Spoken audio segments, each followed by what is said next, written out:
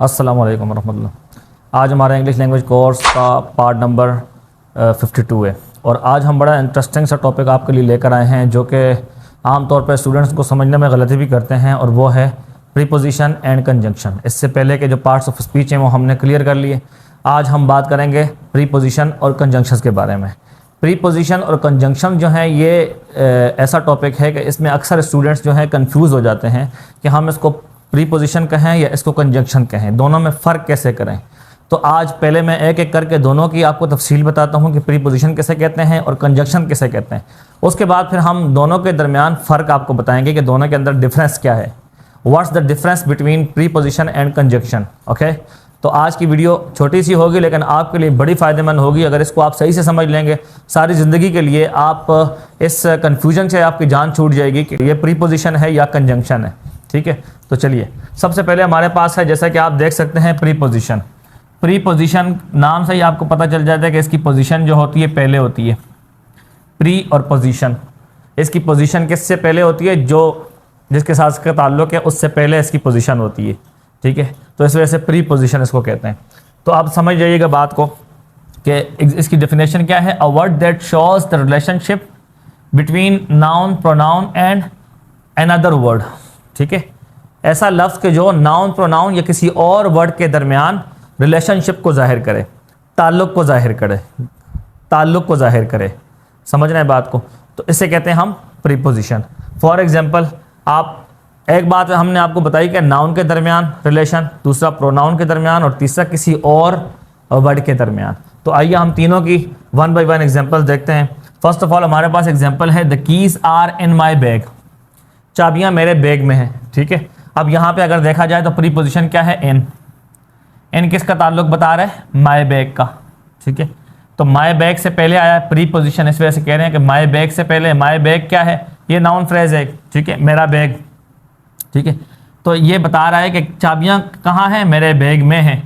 तो बैग का ताल्लुक पीछे वाले सेंटेंस के साथ जाहिर कर रहे हैं। सेंटेंस के साथ बैग का क्या ताल्लुक है? कि चाबियां बैग के अंदर है।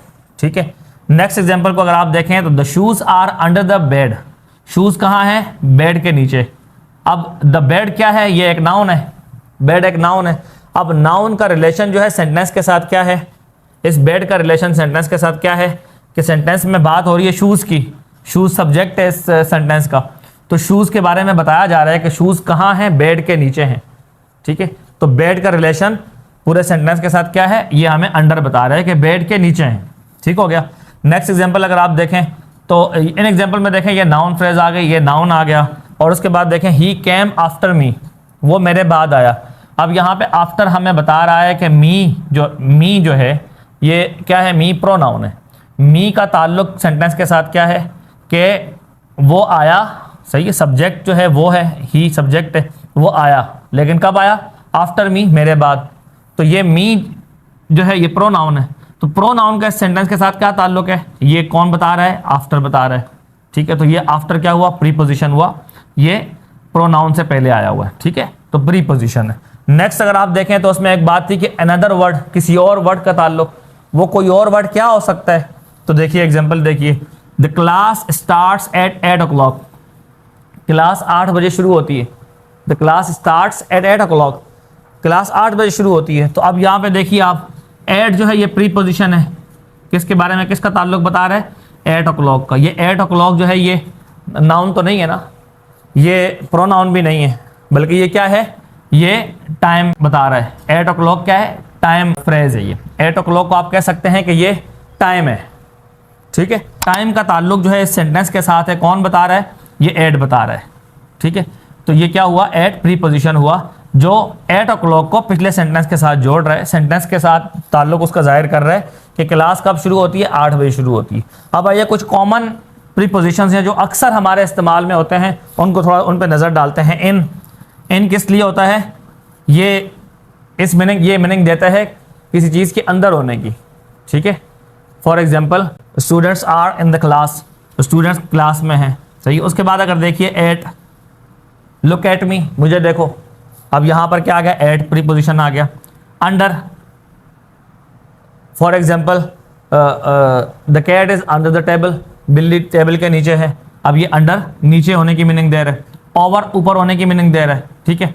उसके बाद अगर देखें बिफोर पहले की मीनिंग देता है, आफ्टर बाद की मीनिंग देता है, टू डायरेक्शन की मीनिंग देता है, direction I am going to school for example, school की डायरेक्शन है।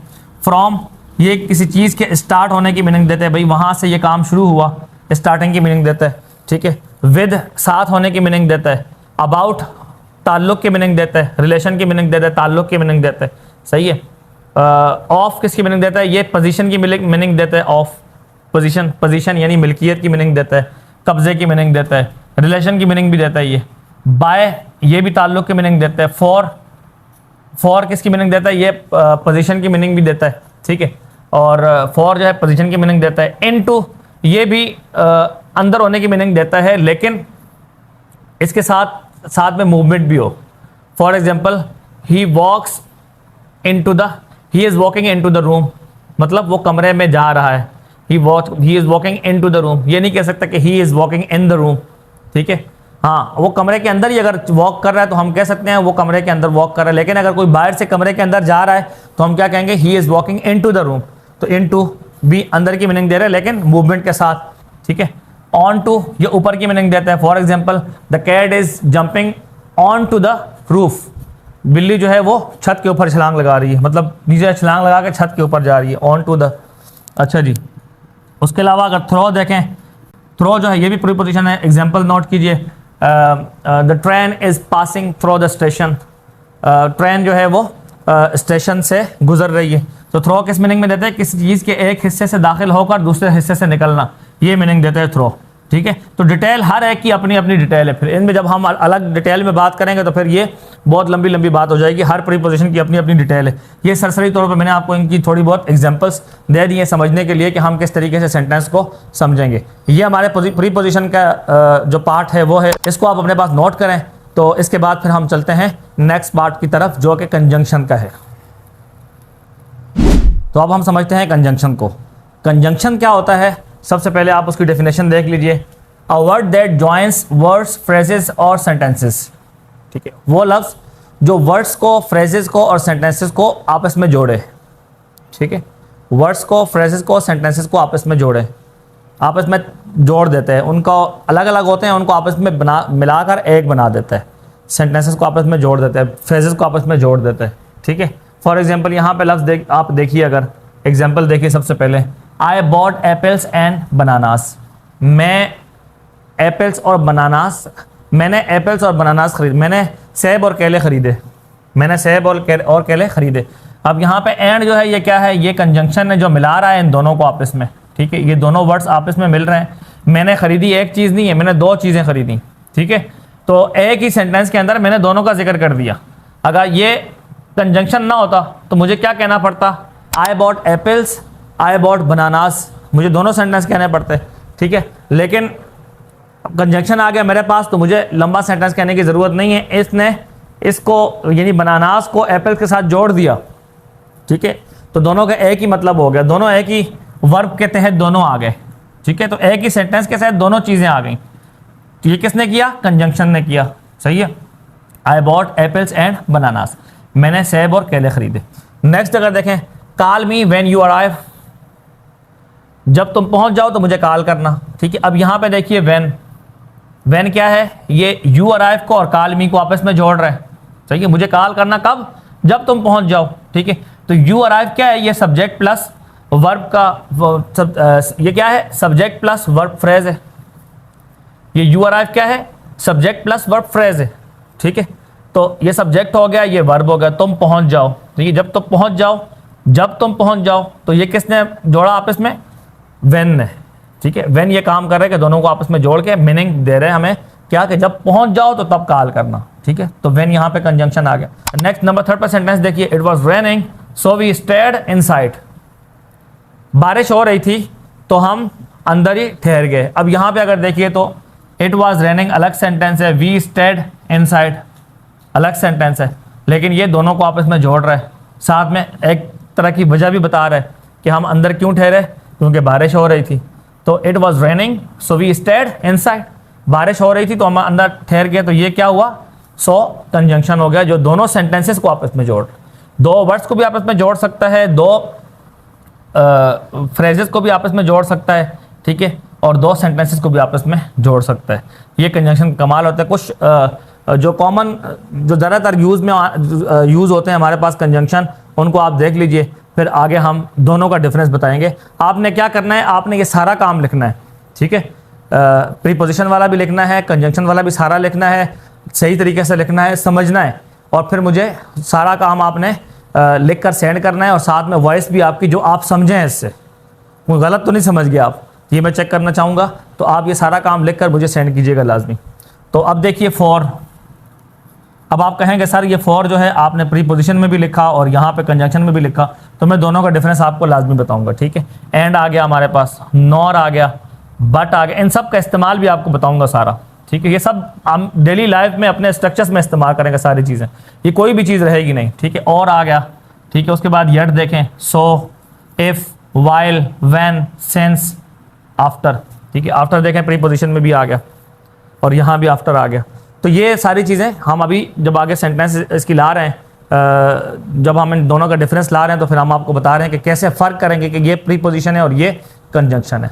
तो ये सारा नोट कीजिए, फिर आगे हम चलते हैं। आइए आप इस सवाल के जवाब पर कि how to differentiate between preposition and conjunction. तो चलिए, first of all difference between preposition and conjunction, दोनों के दरमियान डिफरेंस क्या है। तो देखिए, I will call you after lunch, मैं लंच के बाद तुम्हें कॉल करूँगा। अब यहाँ पे आफ्टर जो वर्ड है ये क्या है, ये प्रीपोजिशन है, बिकॉज ये सिंगल नाउन से पहले आया हुआ है, ठीक है। ये सिंगल नाउन से पहले आया हुआ है, तो ये प्रीपोजिशन है, ठीक है। ये प्रीपोजिशन है क्योंकि सिंगल नाउन से पहले आया हुआ है। अब अगर आप देखें, आई will call you after you finish lunch, तुम्हारे खाना ख़त्म करने के बाद मैं तुम्हें कॉल करूँगा, सही है। अब यहाँ पे देखें, आफ्टर एक कंजंक्शन है जो कि इस सेंटेंस को इसके साथ मिला रहा है। यहाँ पे देखिए, subject plus verb, subject plus verb phrase को आपस में मिला रहा है, तो इस वजह से हम इसको कहेंगे कंजंक्शन। यहाँ सिंगल एक नाउन है, नाउन को पीछे सेंटेंस के साथ मिला रहा है, ठीक है, और सिंगल नाउन है उसे मिला रहा है, तो ये इस वजह से आफ्टर क्या हुआ, आफ्टर एक प्रीपोजिशन हुआ, और यहाँ पर आफ्टर क्या हुआ, कंजंक्शन हुआ, क्योंकि ये नाउन प्लस वर्ब फ्रेज को आपस में मिला रहा है। तो आसान हो गया फ़र्क करना कि सिंगल नाउन को अगर पीछे मिला रहा है तो ये क्या है, ये प्रीपोजिशन है, और अगर नाउन प्लस वर्ब फ्रेज को आपस में मिला रहा है, पीछे वाले सेंटेंस के साथ मिला रहा है, तो हम क्या कहेंगे, कंजंक्शन कहेंगे। नेक्स्ट देखिए, शी अराइव्ड बिफोर मी, वो मुझसे पहले पहुंची। और दूसरा देखिए इसी की तरह का sentence, she arrived before I did, वो पहुंची मेरे पहुंचने से पहले। आई डिड से मुराद क्या है, यही वर्ब है, सही है। ये ऐसे ही सेंटेंस इस तरह इंग्लिश में इस्तेमाल होता है। यहाँ पे आप ये भी कह सकते हैं बिफोर आई अराइव्ड, तो डिड से मुराद भी अराइव्ड ही है। अगर यहाँ पे आप अराइव्ड नहीं लिखते, आई डिड लिखते हैं, तो ये भी सही है। जैसे कि क्वेश्चन के आंसर में कहते हैं ना, डिड यू हैव लंच, क्या आपने लंच कर दिया, तो आप आंसर क्या देंगे, येस आई डिड। तो डिड से मुराद क्या होता है, आई हैड। यहाँ भी अराइव्ड, ये डिड अराइव्ड की मीनिंग में। तो अब असल बात पर आते हैं, बिफोर यहाँ भी है, बिफोर यहाँ भी है, लेकिन यहाँ पर क्या है, प्रीपोजिशन, ठीक है, और यहाँ पे क्या है, कंजंक्शन। कैसे फ़र्क कैसे किया आप बताइए। यहाँ पर सिंगल प्रोनाउन है, ठीक है, यहाँ पे पूरा नाउन प्लस वर्ब फ्रेज नहीं है। यहाँ पे देखिए, ये नाउन प्रोनाउन आ गया और यहाँ पे ये वर्ब आ गया, तो सब्जेक्ट प्लस वर्ब फ्रेज आ गई यहाँ पे। तो इस वजह से हम कहेंगे कंजंक्शन और इसे कहेंगे प्रीपोजिशन। नेक्स्ट एग्जाम्पल देखिए, I have been here since Monday, मैं पीर से यहीं हूँ, ठीक है, मैं यहाँ पर हूँ पीर से मैं यहाँ पर हूँ, ठीक है। तो अब यहाँ पे देखिए सिंस मंडे, और यहाँ पे दूसरा सेंटेंस देखिए, I have been here since you left, जब से तुम गए हो मैं यहाँ हूँ। अब यहाँ पे देखिए सिंस यहाँ भी है, यहाँ भी है, लेकिन यहाँ पर सिंगल नाउन है, ठीक है, मंडे एक वक्त है, एक दिन है, ठीक है, तो उससे पहले सिंस आया हुआ, तो उसे हम कहेंगे प्रीपोजिशन। और यहाँ पर सब्जेक्ट प्लस वर्ब फ्रेज है, तो इसे हम क्या कहेंगे, कंजंक्शन, ठीक है। और नेक्स्ट पे देखिए, वेट अंटिल 5 PM, 5 बजे तक इंतज़ार करो।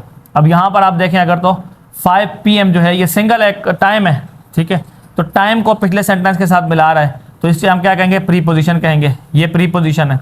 और यहाँ पे देखिए, wait until the class ends, जब तक क्लास ख़त्म हो जाती है इंतज़ार करो जब तक के क्लास ख़त्म होती है, मतलब क्लास के ख़त्म होने का तक इंतज़ार करो। अब यहाँ पे भी अंटिल है, यहाँ पे भी अंटिल है, लेकिन यहाँ वाला अंटिल जो है कंजंक्शन है। क्यों, वजह आप बताइए। तो सेम वजह है, क्लास ये सब्जेक्ट है और एंड्स जो है ये वर्ब है, सब्जेक्ट प्लस वर्ब फ्रेज है, तो हम इसे कहेंगे कंजंक्शन। अब आपके जहन में कुछ सवाल होगा, आपके जहन में सवाल ये होगा, सर आपने पहले एक एग्जांपल दी थी, अभी आप कह रहे हैं कि भाई ये नाउन प्लस वर्ब फ्रेज हो, प्रीपोजिशन के जो डेफिनेशन है उसमें भी तो लिखा हुआ कि वर्ड्स को भी बुलाता है, सही है, वर्ड्स का भी रिलेशन शो करता है। It shows the relationships between noun, pronoun and other words, ये है ना प्रीपोजिशन की डेफिनेशन, तो वर्ड्स का भी तो रिलेशन शो करता है। तो यहाँ पे हम ये नहीं कह सकते कि ये वर्ड्स का रिलेशन शो कर रहा है। अभी एग्जांपल भी आपने दी थी, क्या एग्जांपल दी थी, ये यहाँ पे मैं लिख लेता हूँ, आई बॉट, यहाँ पे आपने सारे एग्जांपल दी थी, I bought apples and bananas, मैंने सेब और केले खरीदे। अब यहाँ पर भी तो एंड जो है आप कह रहे हैं कि ये कंजंक्शन है, क्योंकि यहाँ पे आप उसको कंजंक्शन क्यों कह रहे हैं, क्योंकि यहाँ भी जो उसके बाद सिंगल नाउन आया हुआ है, ठीक है। यहाँ पे आप इसे कंजंक्शन नहीं कह रहे, यहाँ पे आप इसे कह रहे हैं प्रीपोजिशन, यहाँ पे आप इसको एंड को कंजंक्शन कह रहे हैं, इसको आप प्रीपोजिशन कह रहे हैं। तो कैसे फ़र्क करेंगे कि इसके बाद भी तो सिंगल नाउन है, इसके बाद भी तो सिंगल नाउन है, ठीक है, तो कैसे फ़र्क करेंगे।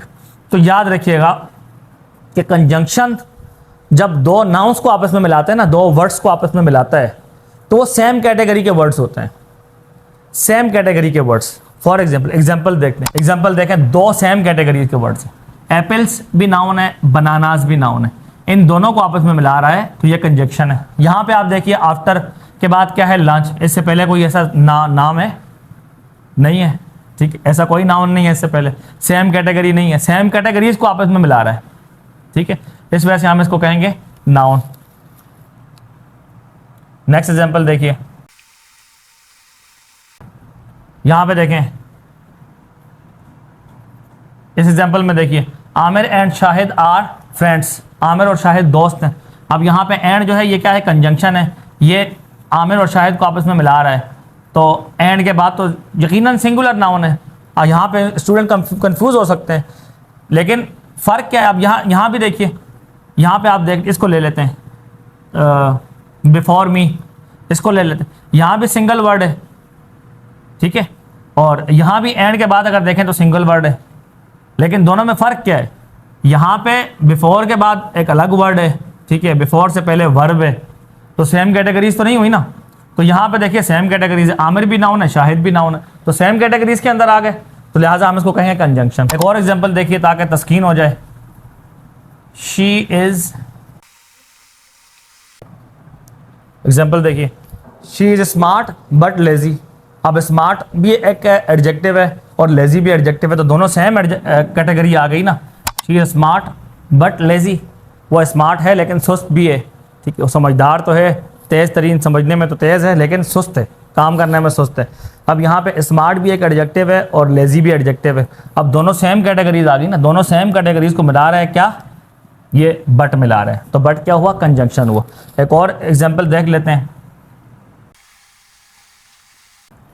ही रैन एंड वॉक्ड, वो दौड़ा और चला, यानी वो दौड़ा भी है और चला भी है, ठीक है। अब दोनों एग्जांपल आप देखें, रैन क्या हुआ, ये भी वर्ब है, और वॉक जो है ये भी वर्ब है, दोनों सेम वर्ब हैं, दोनों वर्ब हैं, दोनों सेम कैटेगरीज के वर्ड्स हैं, इस वजह से एंड ने इन दोनों को आपस में मिला दिया, तो ये कंजंक्शन है, ये क्या हुआ, कंजंक्शन हुआ।